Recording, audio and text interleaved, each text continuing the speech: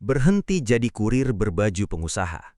Kebanyakan orang gagal di bisnis just tip karena mereka pikir sedang jualan barang, padahal sebenarnya mereka harusnya jualan sistem. Aku ingin kamu jujur pada diri sendiri. Apakah kamu benar-benar membangun bisnis atau hanya menciptakan pekerjaan baru dengan beban kerja yang berkali-kali lipat lebih berat? Di sini, aku akan membongkar realita pahit industri just tip konvensional yang mengulas fisik, tapi tidak memberikan kebebasan finansial yang sebenarnya. Coba kamu perhatikan polanya. Banyak pelaku just tip merasa bangga saat posting foto koper bertumpuk di bandara atau bagasi mobil yang penuh sesak. Kelihatannya sibuk kan? Kelihatannya laku keras. Tapi kalau kita bedah datanya secara objektif, seringkali margin keuntungan yang didapat itu habis dimakan biaya operasional tak terduga. Atau lebih parah, habis untuk biaya kesehatan karena kamu kelelahan. Secara teknis, kalau kamu masih harus hadir secara fisik untuk setiap transaksi, kamu itu bukan pebisnis, kamu adalah operasional. Masalahnya, waktu kamu itu terbatas, cuma 24 jam sehari. Kalau kamu cuma mengandalkan tenaga fisik, penghasilan kamu akan segera membentur ceiling atau plafon yang nggak mungkin ditembus lagi. Kamu nggak bisa menambah kapasitas just tip 10 kali lipat hanya dengan bekerja 10 kali lebih keras. Tubuh kamu punya limit.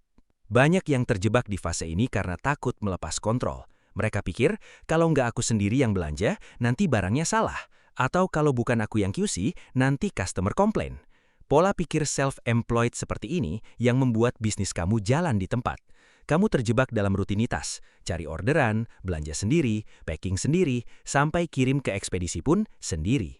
Ini adalah jebakan efisiensi semu. Kamu merasa hemat karena nggak bayar orang, tapi sebenarnya kamu sedang melakukan pemborosan terbesar, membuang waktu strategis untuk tugas administratif dan logistik yang nilainya rendah. Kamu kehilangan kesempatan untuk memikirkan strategi ekspansi atau riset pasar yang lebih besar, hanya karena tangan kamu terlalu sibuk membungkus bubble wrap. Logikanya sederhana. Kalau besok kamu sakit dan nggak bisa bangun dari tempat tidur, apakah bisnis just tip kamu tetap menghasilkan uang? Kalau jawabannya enggak, berarti kamu belum punya bisnis. Kamu cuma punya pekerjaan dengan bos yang sangat galak, yaitu diri kamu sendiri. Sekarang, bayangkan kalau posisinya kita balik. Gimana kalau kamu tetap bisa menerima ratusan orderan tanpa perlu menginjakkan kaki di toko retail atau berkeringat di antrian kasir? Gimana kalau peran kamu bergeser dari orang yang angkat koper menjadi arsitek yang merancang alur uang?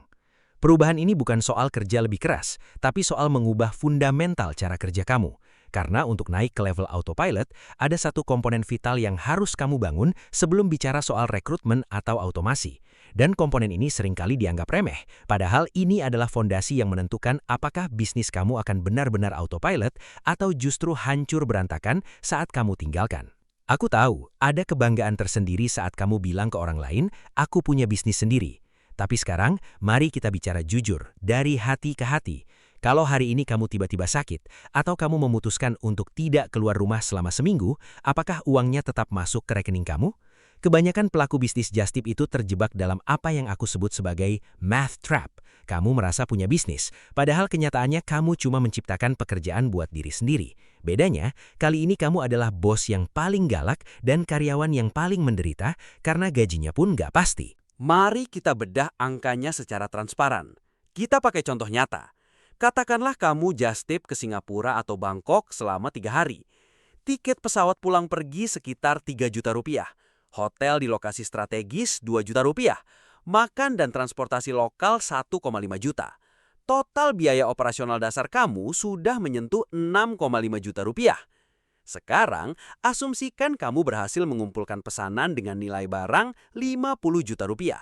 Dengan fee rata-rata 15%, kamu mendapatkan 7,5 juta rupiah. Kelihatannya besar kan? Tapi tunggu dulu. Profit 7,5 juta tadi harus dikurangi biaya operasional 6,5 juta. Artinya, net profit kamu cuma 1 juta rupiah. Sekarang, hitung tenaga fisikanmu. Kamu pergi 3 hari, kerja dari jam 8 pagi sampai jam 10 malam buat cari barang, packing sampai logistik. Itu total 42 jam kerja intens. Kalau 1 juta dibagi 42 jam, gaji kamu cuma sekitar Rp23.000 per jam. Ini bahkan di bawah standar gaji per jam profesi entry level di kota besar. Belum lagi kalau kita menghitung resiko barang hilang, bea cukai, atau biaya kesehatan karena badan kamu remuk setelah angkat koper puluhan kilo. margin kamu habis dimakan oleh biaya yang sebenarnya bisa dihindari kalau kamu tidak melakukannya sendirian. Kamu terjebak dalam siklus kerja, capek, uang habis buat operasional, lalu kerja lagi. Kamu bukan pengusaha, kamu adalah kurir dengan nama yang lebih keren. Jadi, kalau angkanya semenyedihkan itu, kenapa masih banyak yang bertahan? Karena mereka hanya melihat uang yang berputar, bukan uang yang menetap. Mereka tergiur dengan omzet tanpa memahami struktur biaya yang sehat. Keluar dari math trap ini bukan sekedar menaikkan harga just tip, karena kalau terlalu mahal pelanggan akan lari. Kuncinya ada pada perubahan fundamental, bagaimana cara kamu mendapatkan barang tanpa harus kamu yang terbang ke sana. Karena untuk bisa naik ke level autopilot, ada sistem distribusi dan pengadaan yang harus kamu retas terlebih dahulu. Dulu aku sempat berpikir efisiensi just tip itu ditentukan seberapa kuat kaki aku melangkah dari satu outlet ke outlet lain. Tapi di titik ini, aku sadar kalau aku terus-terusan jadi kuli untuk bisnisku sendiri, bisnis ini nggak akan pernah bisa scaling. Kamu akan selalu terjebak di plafon yang sama karena waktu dan tenaga kamu itu terbatas. Inilah yang aku sebut sebagai pergeseran paradigma dari active sourcing ke distributed sourcing. Di model just tip konvensional, kamu adalah aset sekaligus beban. Kalau kamu sakit atau capek, operasional berhenti total. Tapi dalam ekonomi modern, nilai sebuah bisnis just tip yang sehat itu bukan ada pada jumlah langkah di pedometer, melainkan pada kekuatan sistem logistik dan manajemen kepercayaan yang kamu bangun. Kamu harus bergeser dari model berburu menjadi model mengelola. Coba bayangkan hitung-hitungannya begini. Kalau kamu belanja sendiri, kapasitas maksimal kamu mungkin cuma bisa menangani 20-30 item per hari sebelum kamu tumbang karena kelelahan fisik. Margin kamu memang terlihat besar karena kamu nggak bayar orang, tapi opportunity cost kamu sangat mahal.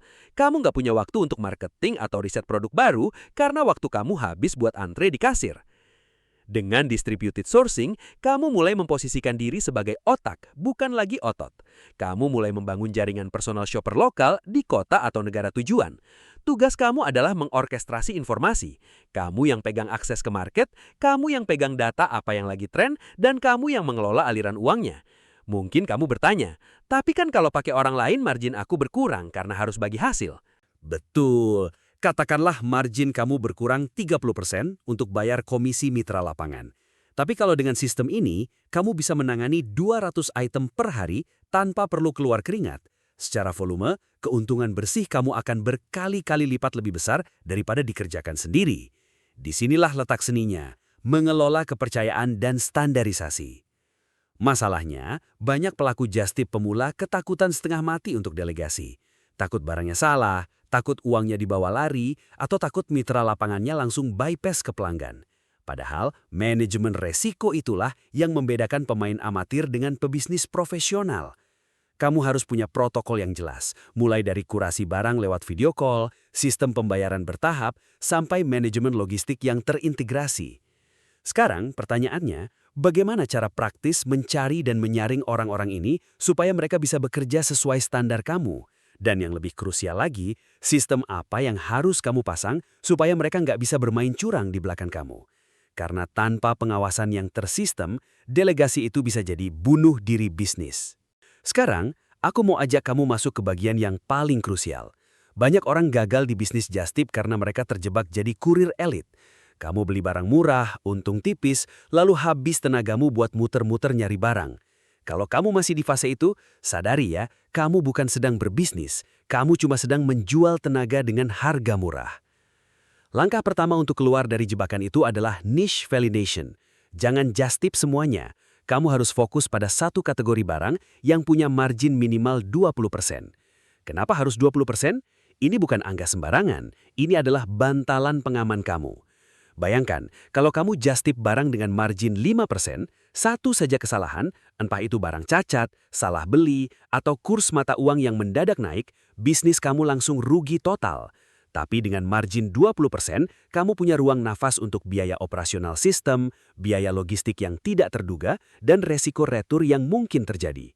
Sebagai contoh, coba lihat kategori seperti luxury spare parts atau produk niche beauty yang susah didapat di Indonesia. Kenapa barang ini? Karena ini adalah permainan high value, low volume. Kalau kamu just tip barang murah massal, kamu butuh ratusan transaksi untuk mencapai profit yang lumayan. Itu berarti ratusan kali kamu harus bungkus barang, ratusan kali kamu harus cek resi, dan ratusan kali potensi komplain. Capek kan? Tapi dengan high value, low volume, kamu mungkin cuma perlu melayani 5-10 transaksi dalam seminggu, tapi dengan margin profit yang jauh lebih besar. Manajemennya jauh lebih bersih, lebih terukur, dan yang paling penting, bisa diprediksi. Tapi, punya margin 20% saja belum cukup kalau kamu sendiri belum tahu cara memvalidasi apakah produk itu memang punya pasar yang lapar. Banyak orang asal pilih barang karena mereka sendiri yang suka, bukan karena pasar yang butuh. Padahal di bisnis ini, seleramu nggak relevan. Data transaksi, frekuensi pencarian, dan tingkat kelangkaan produk itulah yang jadi kompas kamu. Setelah kamu menentukan niche yang pas dan margin yang aman, langkah selanjutnya adalah membangun sistem distribusi yang otomatis. Nah, masalahnya bukan cuma soal apa yang kamu jual, tapi bagaimana cara kamu memastikan barang itu sampai ke tangan pelanggan tanpa kamu harus terlibat di setiap jengkal prosesnya. Dan disinilah banyak orang melakukan kesalahan fatal, yaitu mencoba merekrut orang terlalu cepat sebelum sistemnya benar-benar matang. Banyak orang masih terjebak pola pikir kalau bisnis just tip itu cuma soal angkut barang. Kalau kamu cuma jadi kurir, sampai kapanpun kamu cuma bakal dapet cuan receh. Padahal, pelanggan itu nggak bayar mahal cuma karena mereka malas keluar rumah. Mereka membayar untuk akses dan kurasi. Coba, perhatikan angkanya. Kenapa orang rela bayar margin 15-20% lebih mahal? Jawabannya sederhana, perceived value. Saat kamu mampu mengurasi produk yang sulit didapat, kamu bukan lagi kurir, kamu berubah menjadi personal shopper atau konsultan bagi mereka. Banyak pemula takut transparan soal margin. Mereka menyembunyikan harga asli barang. Padahal, transparansi adalah aset terbesar untuk membangun authority. Saat kamu berani bilang, harga barang ini 500.000 dan aku ambil fee 50.000 untuk layanan kurasi serta garansi keaslian. Pelanggan justru akan lebih percaya. Kamu bukan lagi orang yang mengambil untung diam-diam. Kamu adalah profesional yang dibayar untuk waktu dan keahlianmu. Ingat ya, loyalitas di bisnis ini dibangun dari kepercayaan, bukan dari harga murah. Kalau mereka tahu kamu jujur, mereka pasti balik lagi karena merasa aman. Kamu sudah jadi pintu masuk mereka untuk mendapatkan produk tanpa rasa was-was. Tapi, membangun kepercayaan itu baru langkah awal. Coba, perhatikan angkanya. Masalah muncul saat permintaan naik drastis dan kamu kebanjiran order yang jumlahnya gak masuk akal untuk dikerjakan sendiri.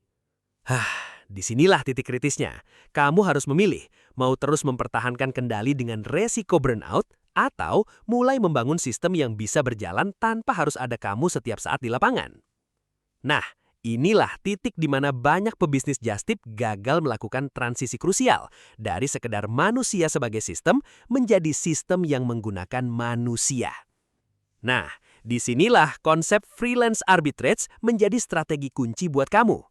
Kamu nggak perlu pusing mikirin gaji bulanan karyawan atau biaya operasional kantor yang membengkak di luar negeri. Kuncinya cuma satu, leverage atau daya ungkit. Langkah pertama, cari orang lokal di lokasi target buat jadi shopper kamu. Fokusnya spesifik, stay at home parents atau mahasiswa Indonesia yang lagi studi di sana. Kenapa mereka? Karena mereka sudah menetap, paham medannya, dan pastinya lagi cari penghasilan tambahan yang fleksibel. Aku saranin, kamu pakai sistem komisi per item, jangan pakai gaji tetap. Secara analisis bisnis ini krusial banget, karena kamu mengubah fixed cost jadi variable cost. Artinya, pengeluaran kamu cuma keluar pas ada penjualan yang valid.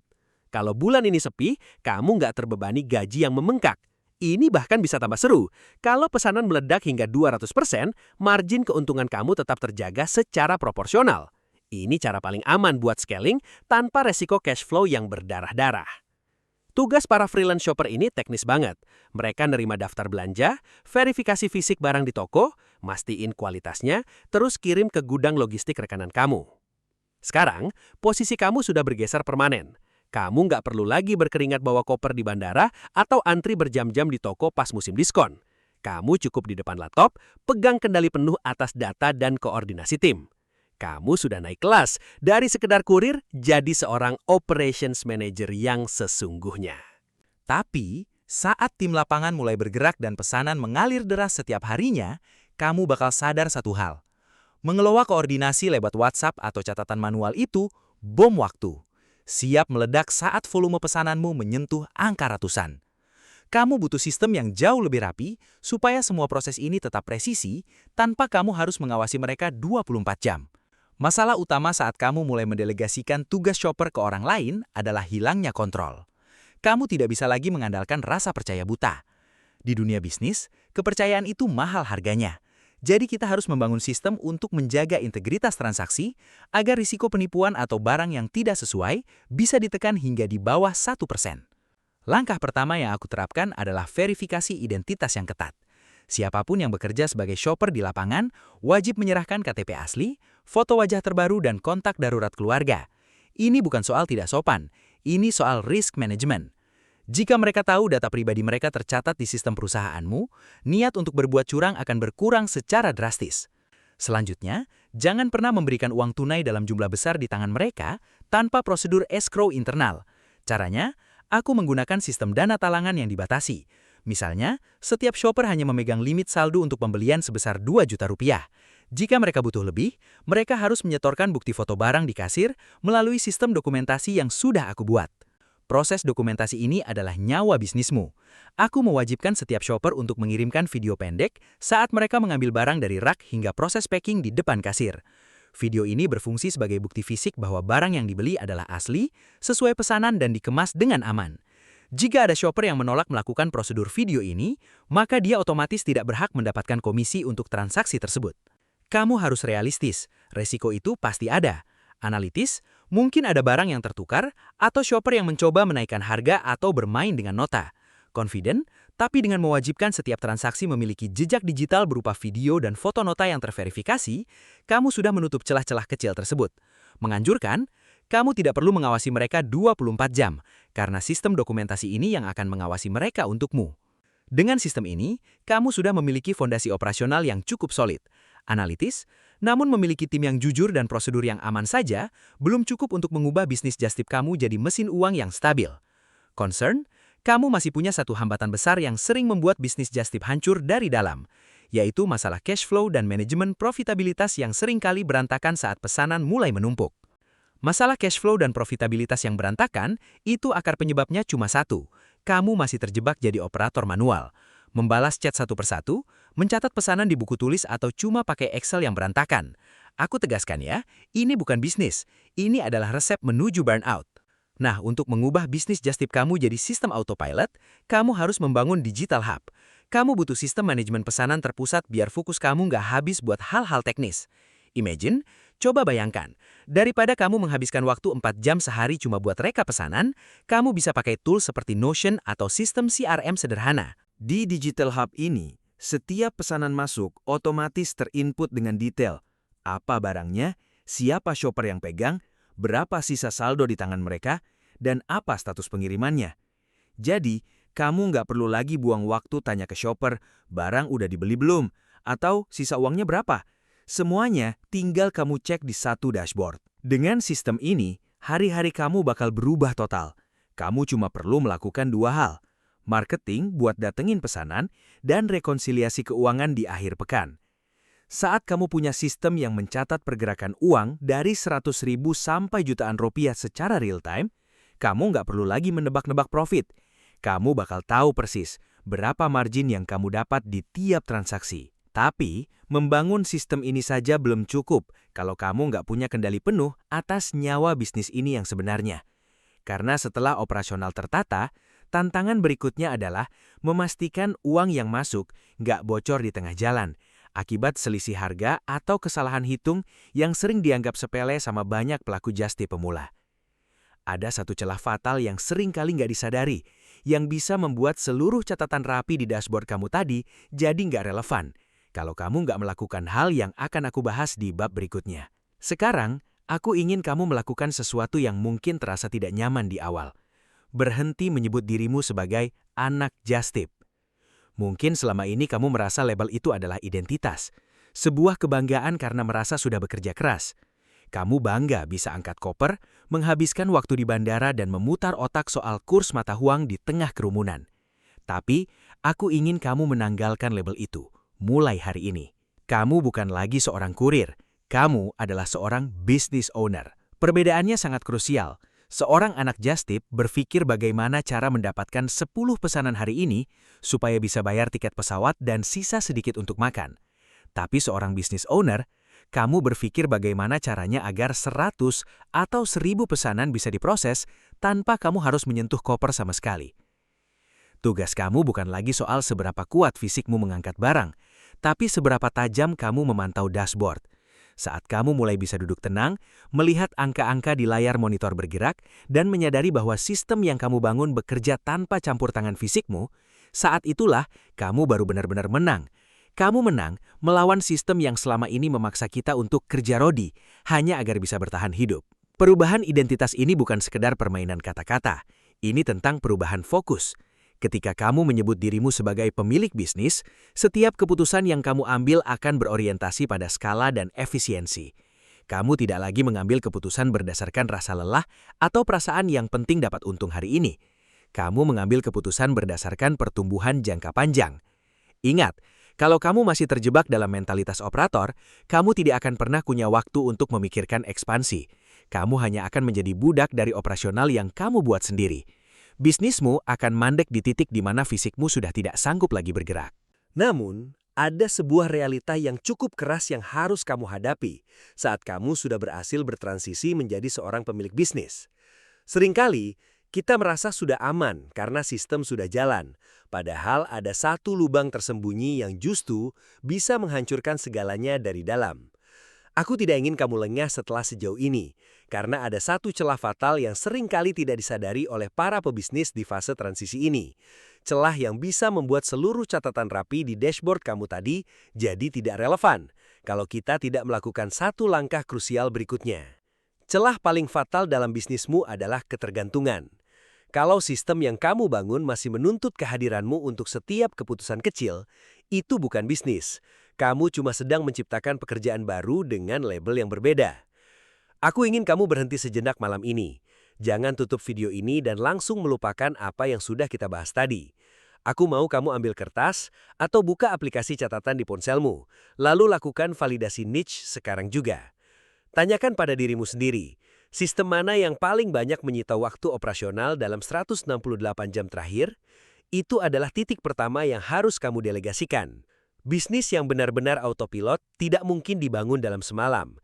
Ini adalah soal konsistensi dalam membangun sistem, memperbaiki SOP, dan keberanian untuk melepas kendali perlahan tapi pasti.